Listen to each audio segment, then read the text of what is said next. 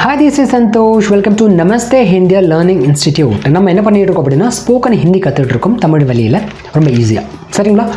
சரி, இப்போ அடுத்த ரெண்டு இது பார்த்துடலாமா? இந்த ரெண்டு தான் லாஸ்ட்டு. சரிங்களா? ஸோ இந்த ரெண்டு WH கொஸ்டின் தான் நம்ம பார்த்துடலாம். சரிங்களா? அடுத்து நான் என்ன வச்சுருக்கேன் அப்படின்னா how muchனா என்ன அர்த்தம்? எவ்வளோ. சரிங்களா? எவ்வளோ தமிழில் எவ்வளோ. இதை ஹிந்தியில் எப்படி சொல்லுவோம் அப்படின்னா கித்தனா. எப்படி சொல்லுவாங்க? கித்தனா அப்படின்னா என்ன அர்த்தம் அப்படின்னா எவ்வளோ அப்படின்னு அர்த்தம். இப்போ இந்த எவ்வளோங்கிறத நம்ம என்ன சொல்லுவோம், ஒரு ஒரு ஒரு கடைக்காரங்கிட்ட நம்ம போகணும் அப்படின்னா அவங்ககிட்ட தான் கேட்கணும். அப்படியே அந்த தக்காளி எவ்வளோ அப்படின்னு நம்ம கேட்போம். கரெக்டு தானே? தக்காளி எவ்வளோ அப்படின்னு தான் நம்ம கேட்போம். அப்போ அதுக்கு என்ன சொல்லலாம் அப்படின்னா அந்த தக்காளிக்கு உண்டான ப்ரைஸ் தான் நம்ம சொல்லுவோம். சரிங்களா? ப்ரைஸ். அதே மாதிரி எவ்வளோ கிலோமீட்டரு அப்படின்னு தான் நம்ம கேட்கும். எத்தனை கிலோமீட்டர் கேட்கக்கூடாது. ஆக்சுவலி அது தப்பு.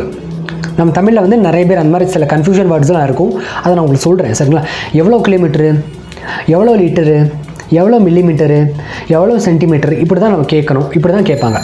How much centimetre. ஸோ இந்த மாதிரி தான் நம்ம கேட்போம். அப்போ ஹவு மச்னா கித்தனானா நம்ம என்ன சொல்லணும் அப்படின்னா மெஷர்மெண்ட்ஸ் தான் சொல்லுவோம். மில்லிமீட்டர், சென்டிமீட்டர், லிட்டர், இந்த மாதிரி சொல்லணும். ப்ரைஸோட ப்ரைஸ், அந்த ப்ரைஸ் மணி இருக்குது இல்லையா, அது மட்டும் தான் வரும், வேறு எதுவுமே வராது. அப்போ யாராவது உங்ககிட்ட கித்தனா அப்படின்னு கேட்டாங்க மைண்டில் ஃபிக்ஸ் பண்ணிக்கணும். ஹவு மச் எவ்வளோன்னு கேட்குறாங்க போல். அப்போ நம்ம அதுக்கு ஏற்ற மாதிரி சொல்லுவோம். அதே மாதிரி நீங்கள் ஒரு கடைக்கு போகிறீங்க அப்படின்னா 1 kg டொமேட்டோ கித்தனா ருப்பியா அப்படின்னு கேட்குறங்கனால அவங்க சொல்லிடுவாங்க. ஓகே, எவ்வளோன்னு கேட்குறாங்க. அப்போ அதோட காசு அவங்க சொல்லிடுவாங்கன்னு அர்த்தம். சரி, இதை முதல் நீங்களும் வந்து கேட்டுக்கலாம்.